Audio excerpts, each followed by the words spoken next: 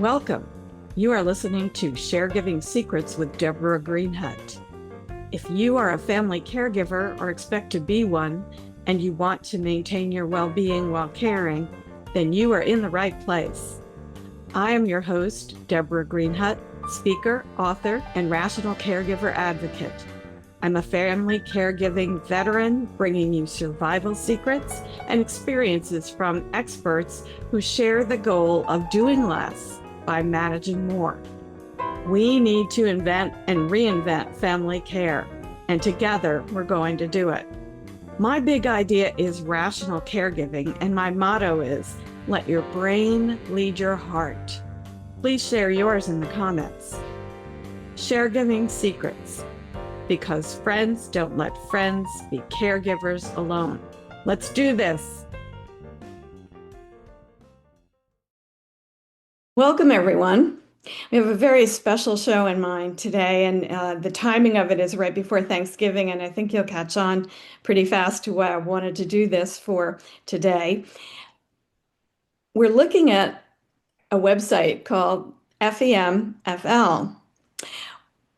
So what's that? Well, some of you may have been aware of the glamorous life of a football spouse, a sports spouse, we might even say, and think only of the glory that comes down upon the family because that person's a hero.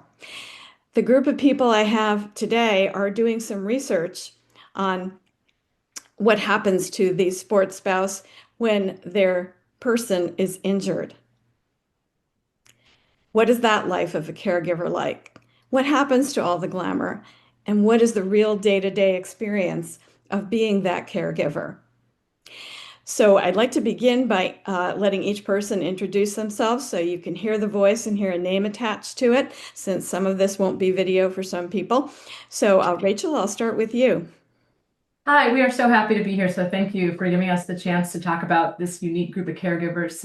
My name is Rachel Grashow, and I'm the director of the epidemiological research initiatives for the Football Players Health Study at Harvard University and a co-founder for FEMFL. Thank you, Rachel. Nice to have you here. And Alicia, you're next on my screen. Thank you very much. Thank you for inviting us here today. My name is Alicia Whittington. I've been with the Football Players Health Study for a little over 9 years now, and with the study, I lead engagement, community engagement, and health equity research. Welcome. Nice to have you. And I'm also a co-founder of FEMFL. So before we go any further, FEMFL, what does that mean? Anybody? It stands for Family Experiences Managing Football Lives. And so we shortened it to FEMFL. Very good. It's much easier, catchier, easier to remember. Yes. Thank you. Nikki, let's hear from you. Thank you so much for having us. My name is Nikki Constantinidis, and I am a research associate with the Football Players Health Study at Harvard University. And with FEMFL, I support research initiatives and study initiatives. Great. Welcome. Thank you very much for being here. And Paula? Thank you so much for having me. I'm really excited to talk about this project. My name is Paula Atkinson, and I work on player engagement and outreach for the Football Players Health Study at Harvard University. And I also work on engagement and outreach for the families on the FEMFL project.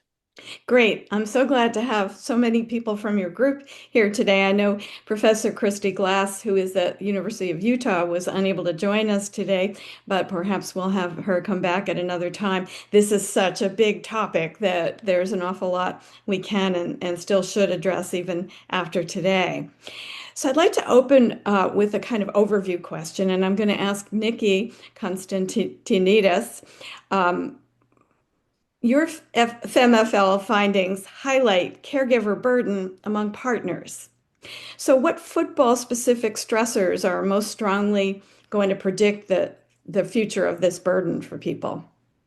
That's a great question. So when we were doing our analysis and doing this study, we looked at characteristics most often associated with caregiver burden, something that had already been kind of established in the literature. And then we looked at these football specific exposures to see how football related activities might affect these caregivers specifically. And what we looked at were three main characteristics, one being lineman status of the player, so whether he played as a lineman or not as a lineman.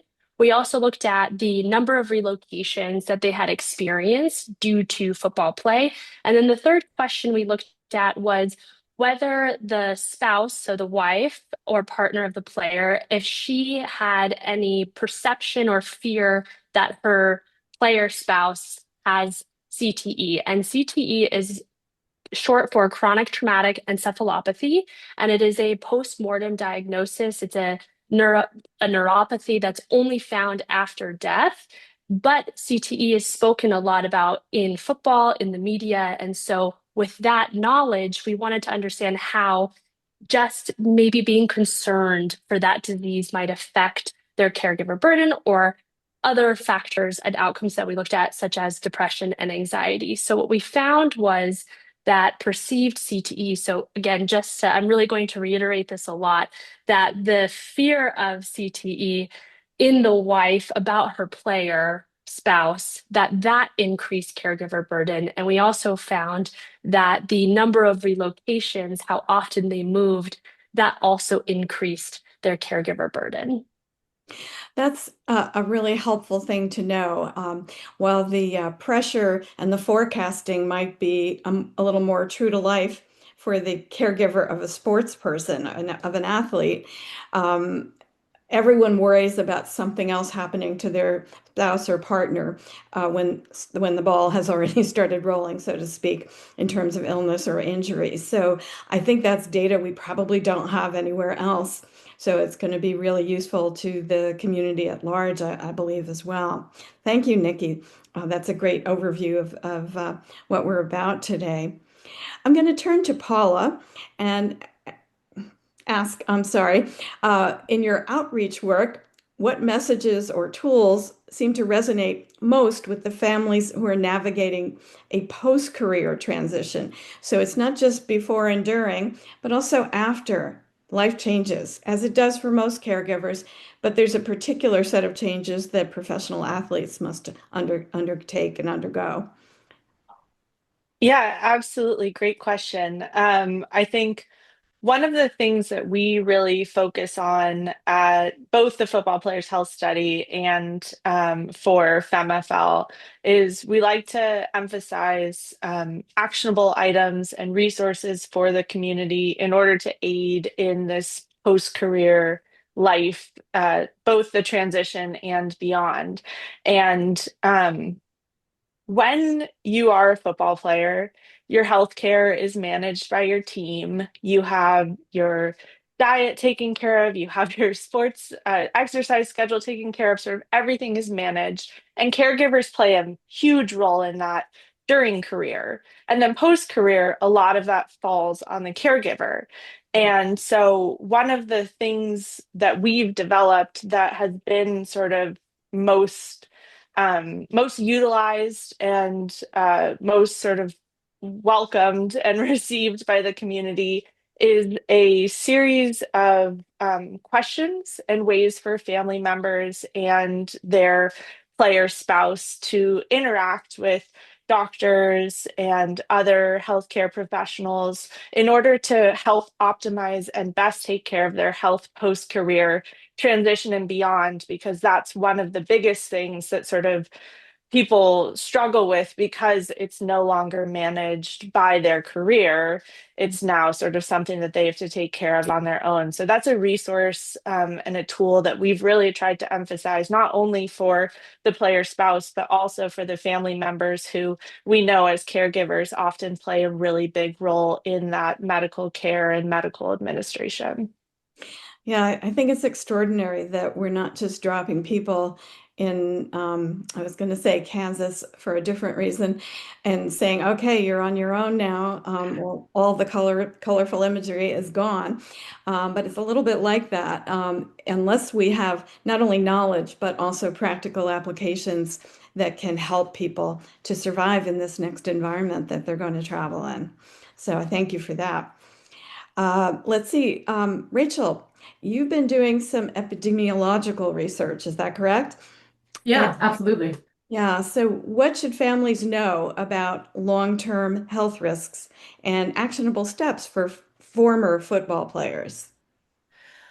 Yeah, I think that, we want to think about for players, there's some things that we can't change about their experiences. We can't go back and undo the head injury. We can't take back their years playing football, nor would the players necessarily want us to. But I think that what our research is finding is that while head injury isn't good for you, it's actually associated or linked to a lot of conditions that are treatable. It's associated with things like high blood pressure and low testosterone, things like depression, anxiety. And so what we're finding really is that while head injury isn't necessarily good for a player, we're finding that when the player and the family engage in going after the treatable conditions, sleep apnea, obesity, chronic pain, that when there's a collective problem-solving approach, we're really finding that players can improve the length and the quality of their lives. And we believe that this also impacts, obviously, their caregivers, which is a big piece of it. I think that we're focused on football players today, and that's what the study looks at. But I know our group sees a lot of parallels between football players and military families, and first responder families, where their life and their livelihood can be impacted very quickly by an injury, a career-ending injury. And this is certainly true for the military, and there can be frequent relocations, which uproots families and can be very isolating. So I think that while we see a lot of this applying to football players, we think that, and their families, we think that actually this could also sort of be relevant or resonate with military families and others. And again, I think we just really want folks to go after things that actually are modifiable, we know are good for people. That's great. So thinking about broader applications can only enhance the value of this work. So I'm really excited to hear about that. And I know, having been part of a relocating Army family, that Yeah. it's really important to maintain quality of life in addition to all of the special demands that are placed on someone, and suddenly they're missing because you're not doing that same thing anymore. So while we're talking about what happens in the sort of after sports life, Alicia, could you talk a bit about the health equity angle here? We know that research hasn't always been generally applicable because the subjects who were chosen were from one demographic group or one race. And so we've been missing a lot in terms of how to care for people.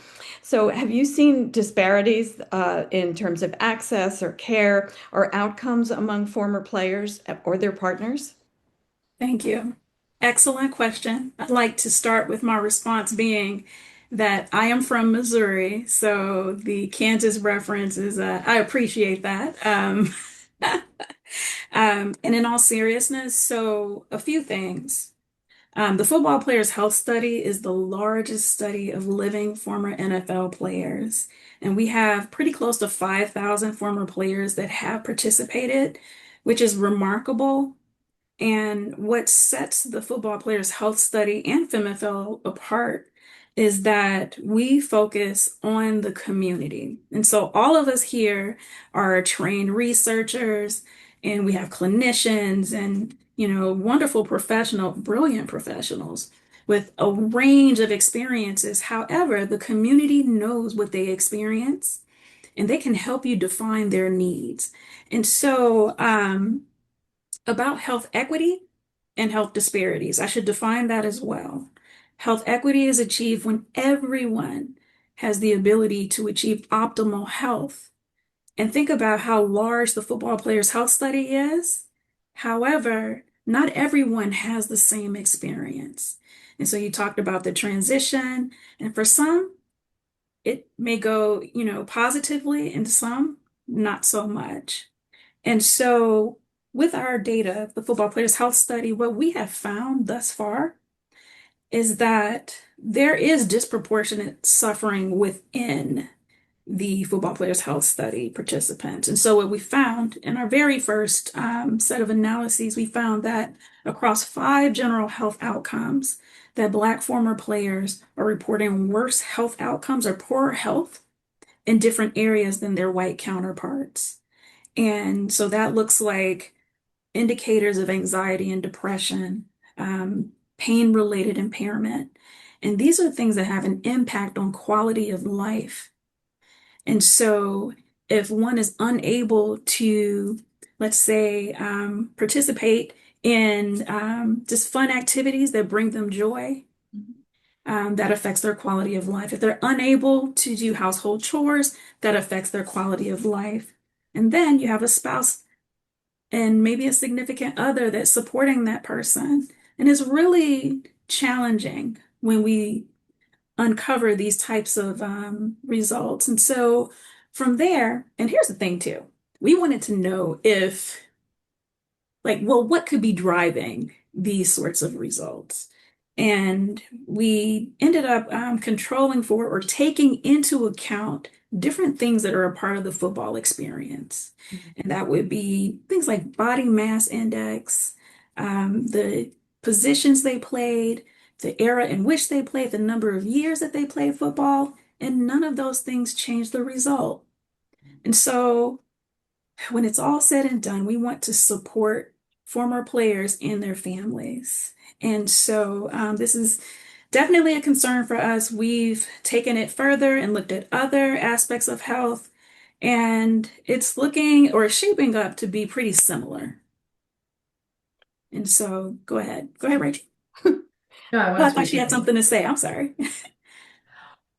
I did want to say that I think one of our goals, I mean, Alicia's led a lot of our really most profound findings on health disparities with the football players' health study. And the plan is to expand that into FEMFL and ask whether the spouses of color are experiencing different caretaking experiences than their white counterparts. And I think when FEMFL was conceived, really, or born, it was when Alicia brought together, had sort of a summit of all these different caregivers for football players. And what might resonate with your listeners is that these women described being the therapist, the nutrition, the physical therapist, the financial manager, the nutritionist. They were providing all these different roles for their partners as they tried to help them transition out of football and care for their injuries. And so I think that FEMFL was really centered around, again, this community-based participatory model, talking to the women themselves and finding out what it was that they were experiencing so that we could put some numbers and understand the magnitude of the depression, the anxiety. But I also, Nikki, I'm hoping you could talk a little bit about our findings with marital satisfaction, because there was a really positive message within the findings as well. Yeah, great point, Rachel. So, as part of looking at both the characteristics of caregiver burden that have been kind of established already, marital satisfaction was one of those factors that we looked at. And marital satisfaction, just to put context for this question, when we had about 170 participants, those participants were wives and partners of former and active NFL players or American style football players. And we gave them a survey, asked them, a multitude of questions, one of them being how satisfied or dissatisfied they are in their marriage. And so they were able to rank it from very dissatisfied to very satisfied. And then from there, I essentially categorized marital satisfaction as being whether they felt satisfied or whether they felt dissatisfied. And what we found was with marital satisfaction, if a participant said that they felt satisfied in their marriage, that this actually lessened the caregiver burden that they experienced. And we found this at a pretty remarkable rate where it essentially, in general, the average caregiver burden was at about 5.5 points out of our total point of 10. And that was across the participants. So the average caregiver burden was about a 5.1. And then when they reported having good marital satisfaction, that caregiver burden score decreased to about a 3.5, right? So about a 2.5 decrease. But when they reported having less marital satisfaction, so no marital satisfaction, their caregiver burden score increased by 5 points from the average. So their caregiver burden score was at a 10, right? So just to really make this as simple as possible, the participants who reported marital satisfaction, they decreased their caregiver burden score to about a 3.5, a 4. And then the people who had no marital satisfaction had a caregiver burden score of 10.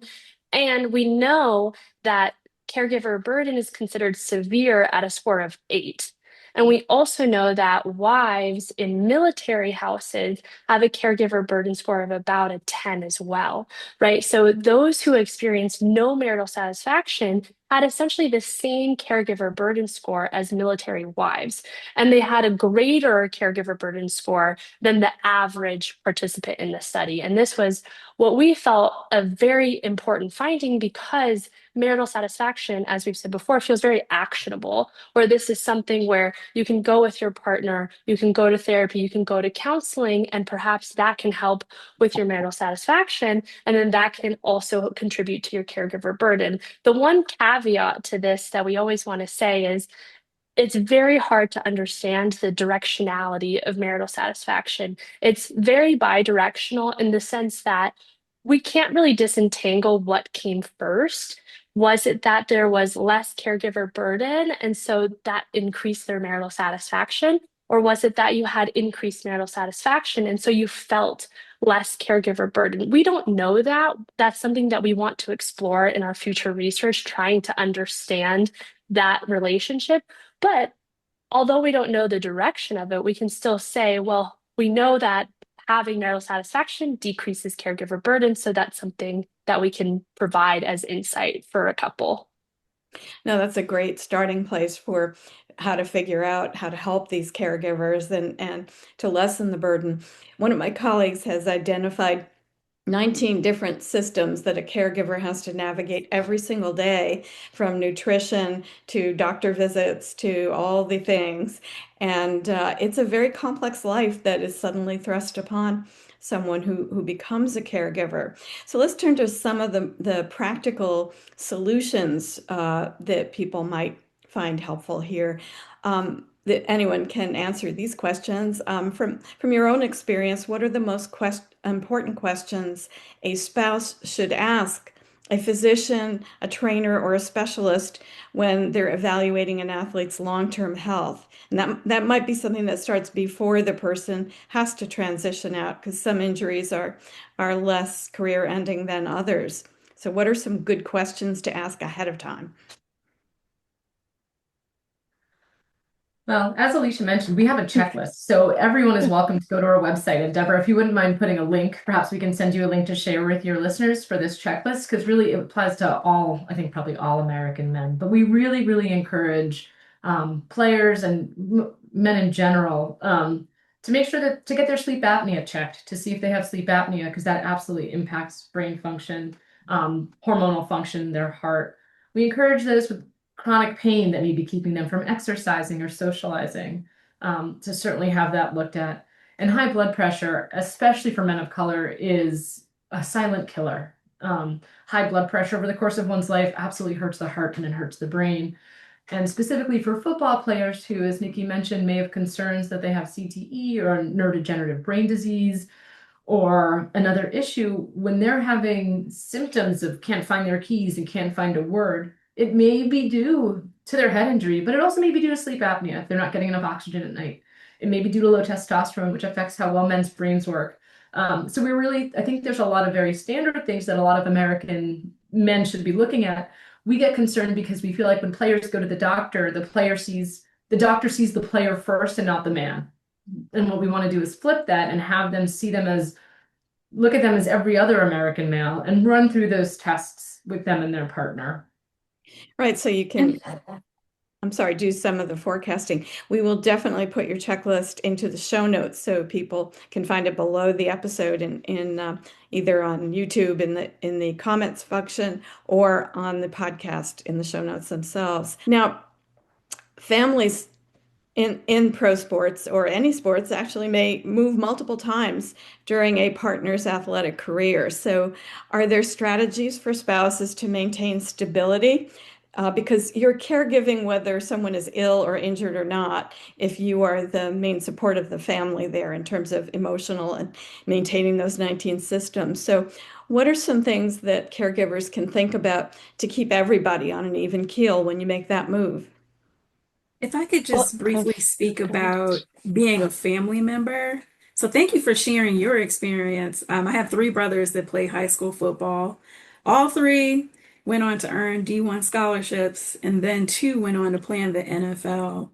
And while my experience as the little sister is different, there are some commonalities. One thing about our family is that we all work together to support my brothers. My mom made sure that they had all the meals, dad is paying for things, and then you travel to support them. But I remember when my brothers were traveling and going back and forth, and they moved around. One even moved abroad for football to NFL Europe and also moved to Canada. Having a support system around the player is essential. And what is so beautiful about that is that years later, because it was over 30 years ago that my brother made it to an NFL roster, those people are still in our lives. And it's something special about this community. And I know Paula wanted to say something. Go ahead, Paula. Well, to jump off of that, I sort of had 2 points, but to jump off of that, I think for a caregiver, having a support system is highly essential as well. And at least for NFL spouses, their spouses and parents and siblings, there are a number of social groups that are, communities for these women. And being able to connect with other spouses and partners who have gone through that relocation with the team, or have recommendations for the best restaurant, or think the schools in that area. Having a support system and a community as a caregiver is so critical, because if you're dealing with a lot of caregiver burden, having people to lift you up is really important. I think also, just to go back to the checklist, I'm sure you'll hear it come up several times throughout this. But one of the things that we really emphasize, both especially post career, but also for the whole family, cannot understate the importance of having a PCP, or a primary care provider.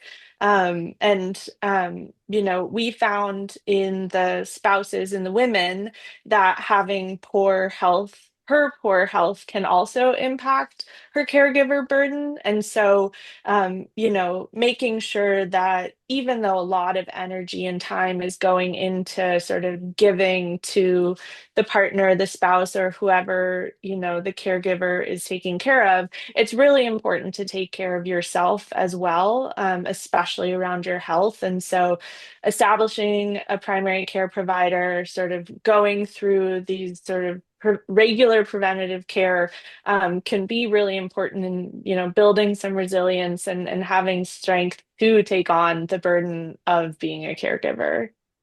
Yeah, those are all extremely important points. And I think sometimes we overlook the it's not a character flaw, but the insistence on doing things alone. I'm certainly that way. I wave off a lot of support when I should probably take it. Many of us are that. And over time, that can really take its toll if you're caring for someone who's ill or disabled, for sure. And we do have some statistics on how that is in the general population. So I would guess there's this kind of similar curve, although there are other factors that need to be considered. But well, let's turn to mental health and emotional resilience. So I was talking about independence and not wanting to accept help. And I think that those are some of the first casualties. If you are not accepting help, then your mental health and resilience can be ground down pretty quickly. So what are some of the things that you found that might be helpful to caregivers to know, so that they can open their minds to the idea that other people can help them? Well, Well, go oh, ahead, Nikki.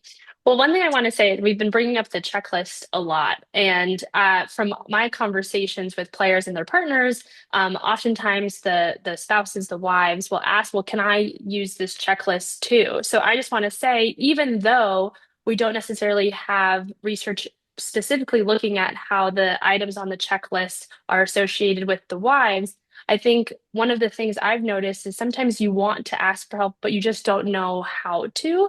And so for the wives and partners who are caregivers, who are, they want to go to their doctor, they want to get tested. If you don't know what to ask for, that can always be intimidating, and then you just avoid going in general. So, just to say, this checklist is a great conversation starting point with the clinician, regardless of who you are, where you can absolutely ask as a woman, I'd like to check my blood pressure. I'd like to check my cholesterol. I'd like to check if I have sleep apnea because I actually also struggle with sleep, right? So just to say that if you don't know how to ask, that's usually going to be your biggest barrier. So hopefully the checklist can be something that everybody uses in the family, moms, dads, everybody, where it's just a conversation starter. And sometimes that in itself is a great way to advocate for your own health. Yeah, when it seems overwhelming and you don't know where to begin, having a path like that. And while men and women have differences, there are certain similarities. Sleep is sleep, and it may not be experienced the same way, but at least it can be tested to make sure that you're getting the optimum amount that you should have. Um, Can I also add a point to that briefly? Because I love what you just said, Nikki, so much. There's a term that we should define as well, which is social determinants of health. So these are the non-medical factors that have an impact on how your health journey will turn out. And so, simply put, where you live, work, play, where you're educated, all these things have an impact on your health, zip code, environmental factors. And researchers estimate that these factors are responsible for up to 50% of how your health turns out later on. And so to have resources like the checklist so that anyone who utilizes it can be empowered to ask their physician questions because it's meant to be that bi-directional conversational tool.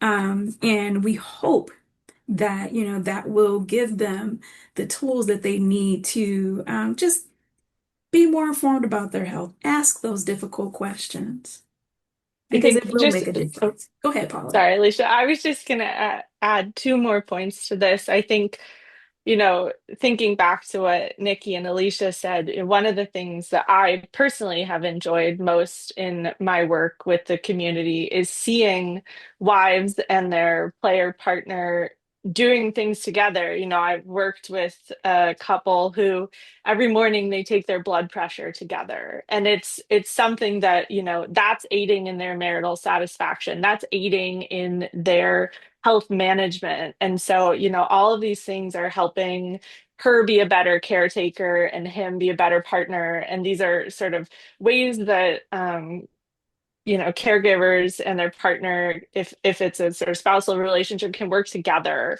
to, be a team in this, which we love to see. I think something else that we really emphasize, just looking at practical resources, is looking at what benefits are available both during and post career. For example, the NFL Players Association, which is the union, for those who are eligible, they offer 8 Cigna sessions a year. So any sort of mental health counseling, whether it's for the couple or for the individual, and spouses are eligible for that as well. And so, for caregivers, if there is a relationship, if there's sort of a workplace, really exploring what sort of any EAP, employee assistance program benefits are there, because a lot of these, may not be communicated very well, but they do extend to partners in a lot of situations. So, mental health care is very hard to find, but exploring sort of what resources might be readily available can be a great tool for folks to explore.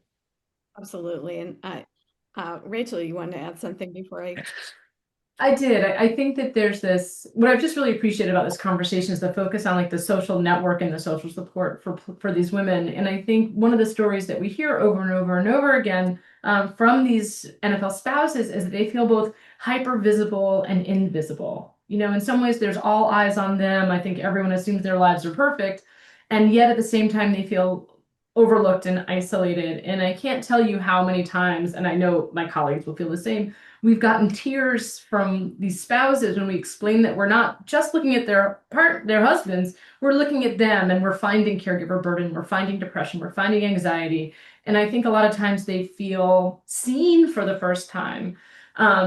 This is the first of its kind, this study, FEMFL, and this was our first finding. So we're really just beginning. And, Deborah, your questions are filling me with so many things we want to look at because you're so focused on how do we help? What do we do? And so we're hoping you'll have us back, right, when we have more findings, but we're really just beginning. And really by talking to you and other caregivers and the folks that have taken our surveys, I think that's how we figure out what are the next things to look at. Because we're really just beginning to understand the scope of the problem so that we can give this to the community and help find solutions. That's on our to-do list. We're not as far along as we want to be in the end, but I appreciate all these questions. Thank you. It's such a huge territory, whether we're talking about sports spouses and partners or we're talking about the general public, how the dynamics of caregiving are playing out and what could we do to give people a better quality of life. Because I don't know if you're familiar with the Rosalind Carter saying that everyone will either need or be a caregiver before it's over. There are only four kinds of people: those who had caregivers, those who will have them now, or those who will need them in the future.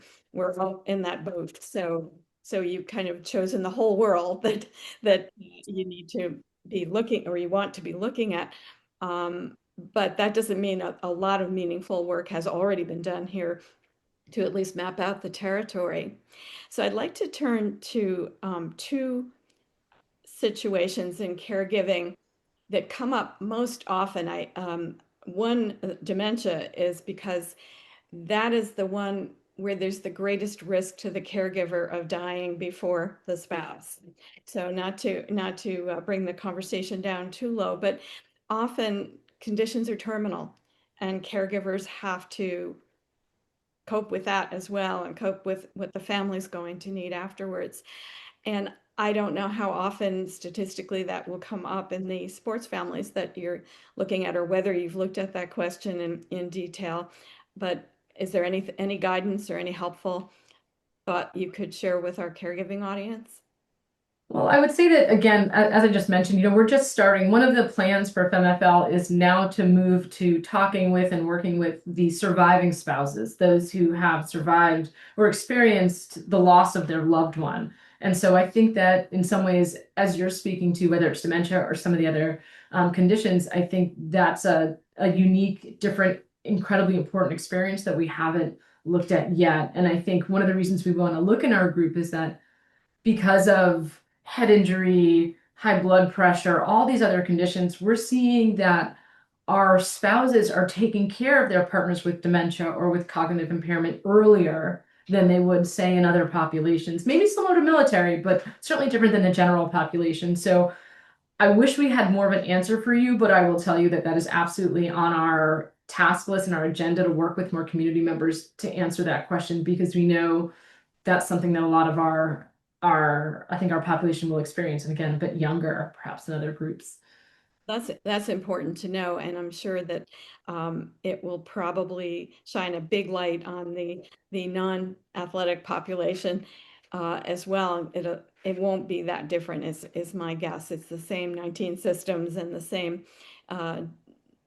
decrease in function that people have to cope with. So I wanted to turn away from the glummer note that I just introduced there, but I think that is also important to consider. And caregivers need to become more aware of what the future looks like there, because there's a lot more isolation once a person begins to suffer from dementia. The friends fall away, the support network may become smaller, so the resources may not be what they once were. And we need to better prepare for that. I was at a caregiver conference today, and I know my county in New Jersey has a lot of resources for people to fall back on, even websites and help that is free and available. But some of the other counties in my home state don't do anything about it. they might have a small line on a website. So this is not even across the country, and depending on where you're relocating to, the services there may not meet your needs as well. So we do need to keep shining the spotlight, as I said, and do better. What might you tell a sports spouse or partner heading into the situation before there's an injury, before there's something to worry about? What are things that might also contribute to marital satisfaction before you commit to this life? Things that might be helpful to know. Well, I can't speak to the marital satisfaction piece. I'll punt that to one of my colleagues. But I think, not to bring up the checklist again, but many of the things that we are looking at that are conditions that affect the average American man, but also in particular affect American style football players like hypertension, like low testosterone, sleep apnea. These are all things that can be sort of treated with early intervention. And so, going into a career in football or mid-career in football, these are things that can be looked at early on. And the earlier we intervene, sort of the more success in sort of managing that over the course of a lifetime and sort of helping ensure, long quality of life. And so I think, our checklist, while our focus for the football players health study is on former players, the checklist is applicable to anyone, whether they're playing or not. And so I think, if I were talking to someone who was going into a relationship with someone who's in this career path, I would say, hey, this career, the exposures in this career mean that there might be a higher risk of these things that are all modifiable and treatable. So talk to your doctor about them now. Don't wait 5 years. Talk about it now. I think that would be my number one piece of advice. That's a good one. I know a couple of you have something to add, but I'm thinking, is it possible for a spouse to interact with the healthcare professionals, with their spouse about these things? Or is there a taboo about spouses getting involved while they're playing? I mean, I think in my experience talking to community members, there tends to be a high level of involvement in medical care. And I think where the, no pun intended, ball gets dropped sometimes is what we've talked about, which is people not knowing what questions to ask. And so, even if it's the team physician, making sure that the player is equipped to ask the right questions, and the spouse and potential future caregiver can help with that. And so I think you know from my experience in these conversations, there's definitely people are involved in the medical care, whether it's having conversations at home that the player then takes to the team physician, or ultimately, if the spouse is involved in those appointment conversations as well. But the caregiving does not just start post-career. It's often sort of the entire relationship. And that raises a couple of things for me.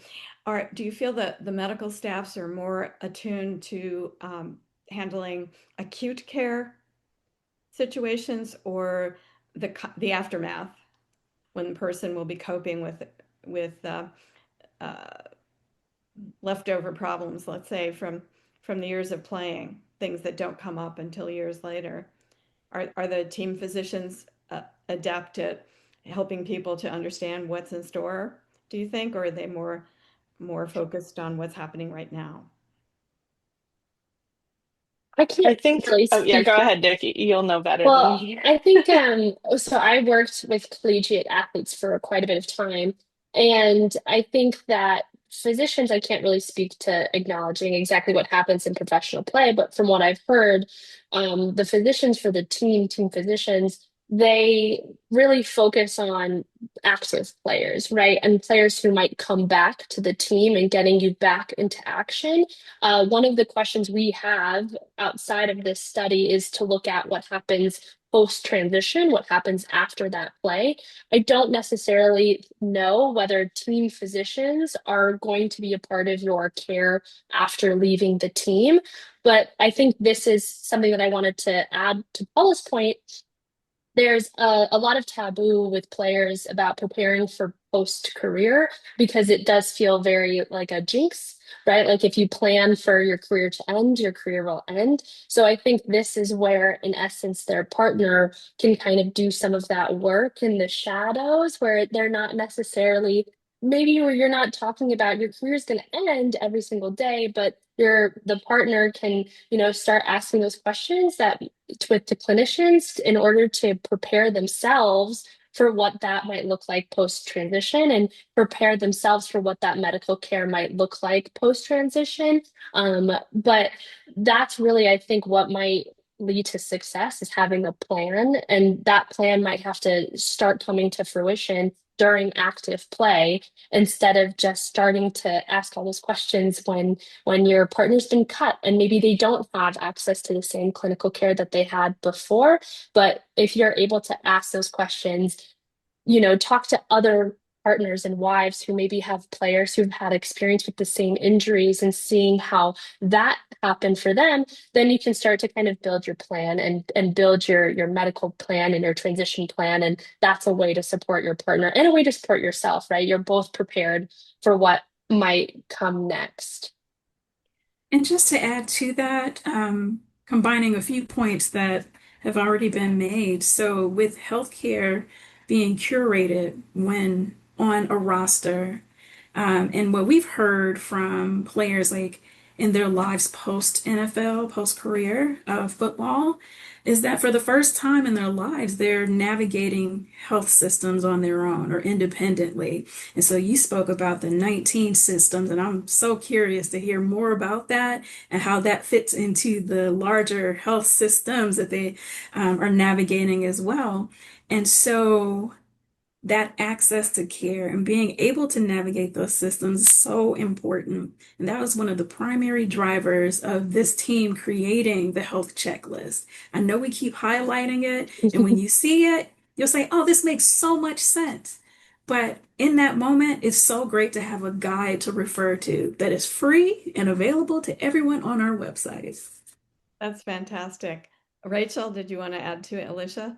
Yeah, I do. I think, talking about what goes on during the career, one of the things that I was really struck by with FEMFL and talking to these different women is how accomplished and ambitious they all were. The women that these men that the players married were physicians and psychiatrists and lawyers and chemical engineers and entrepreneurs. It was really remarkable how much they had incredibly rich career trajectories ahead of them. But for those who partnered with players during their career, they stopped their education, they passed up promotions, and they made decisions that altered their own career paths. And when what we believe is happening, and this is a part of our ongoing work that we haven't put out yet, what we believe happens too is that her options are limited or perhaps on pause, if he experiences a sudden career injury and the financial stability suddenly changes, how does that impact the family unit if she's put her career on hold or made a series of decisions about her education? So I think there's what we're trying when we think about the future and being prepared for perhaps a sudden departure. I think one of the questions we wonder is, has there been an adequate investment in her education, her career as a way to support the family in the years afterward? But this is an area of ongoing investigation for us, so we hope when we find something out that we can come back and talk about it. Yeah, I would look forward to that. One of the things that I've been investigating a lot was collateral trauma. Very often, at least 25, 30 years ago, when I was experiencing, there was a mental health crisis in our family, I felt that our family was sidelined and our concerns were not important. I see a change in medical practice now toward including the family and feeling that's a more proactive approach to helping the person get well. but that does introduce an awful lot of variables into an already very complicated situation. So I'm guessing that mental health has a particular set of demands in this population, because there is also so much risk for both people, as you've been describing, risk for the spouse. What will happen if I have to resume operations here? I know from stepping off the career track myself, to be a mom for a while, the consequences were for sure fierce at times in terms of my own career.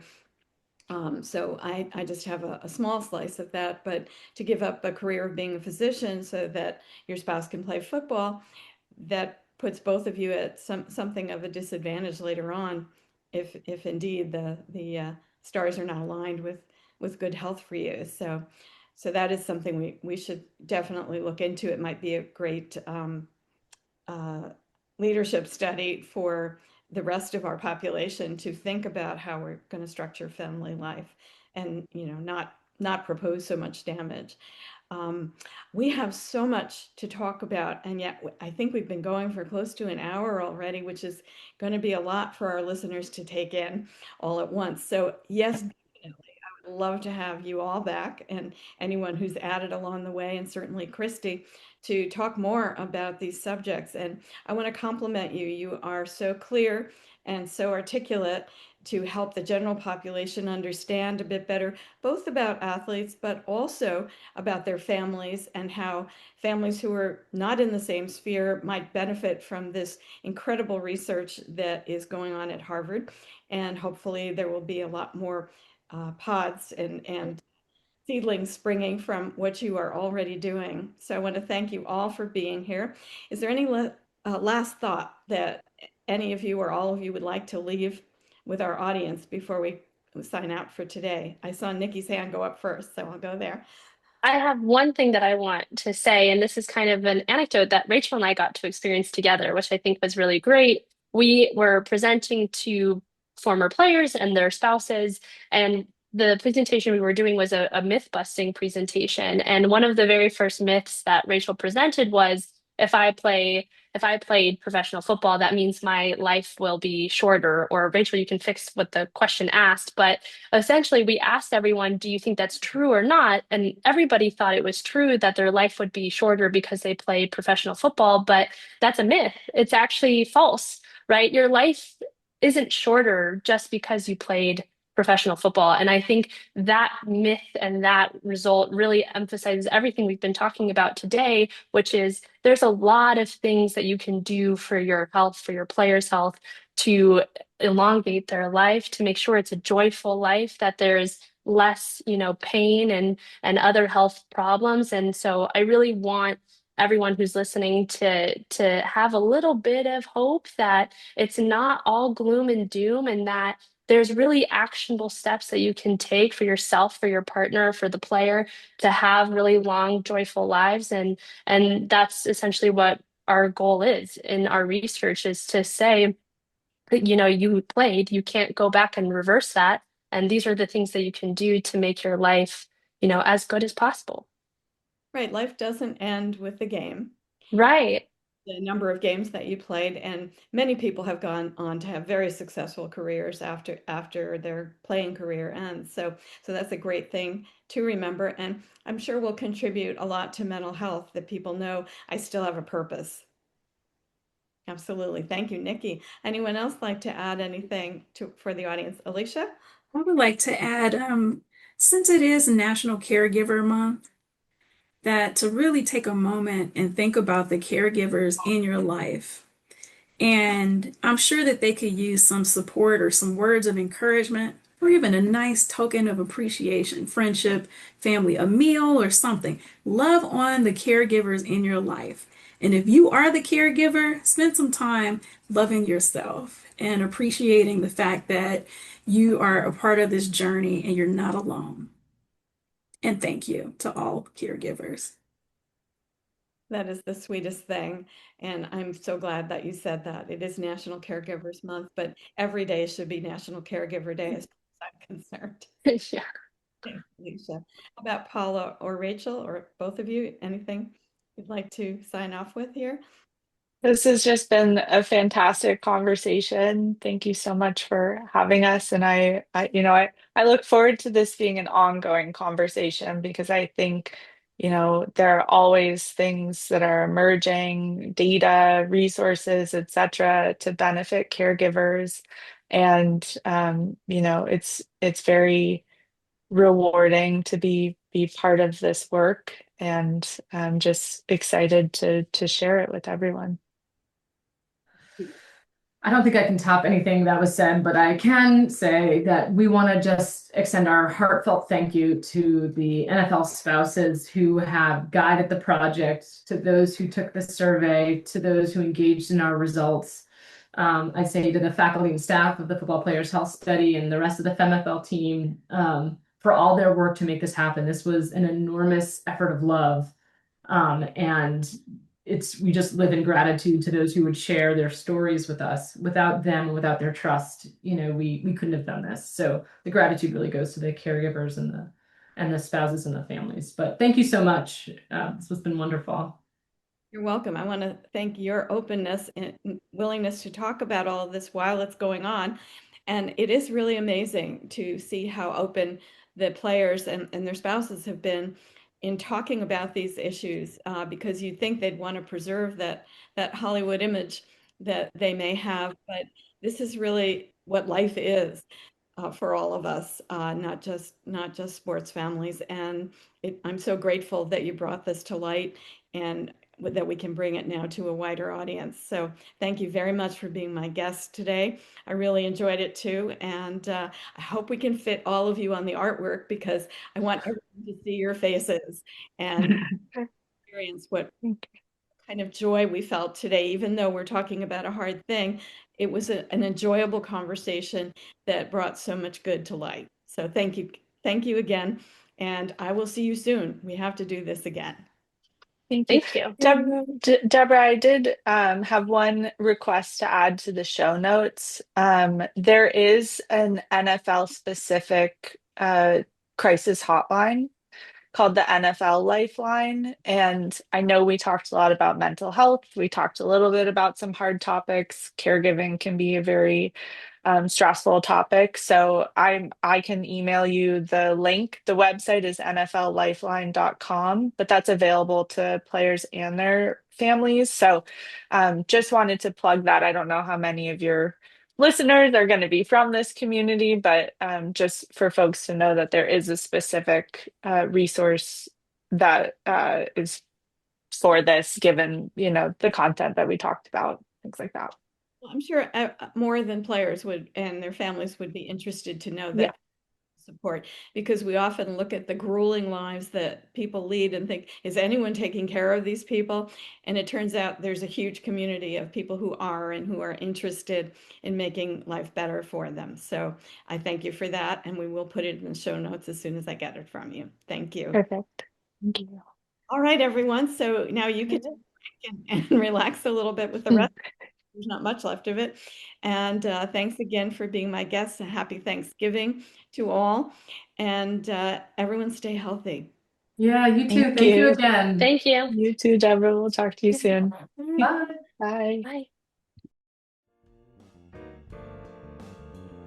Thank you for joining me today on the Caregiving Secret. I love sharing insights and stories to empower you on your caregiving journey. If you like what you hear, you can dive deeper by picking up a copy of my pamphlet, Non-Negotiables for Caregivers. Go to my website, deborahgreenhut.com, and click on the link for Non-Negotiables for Caregivers. Until next time, keep sharing, keep caring, and remember, you're not alone on this journey. Thank you for listening.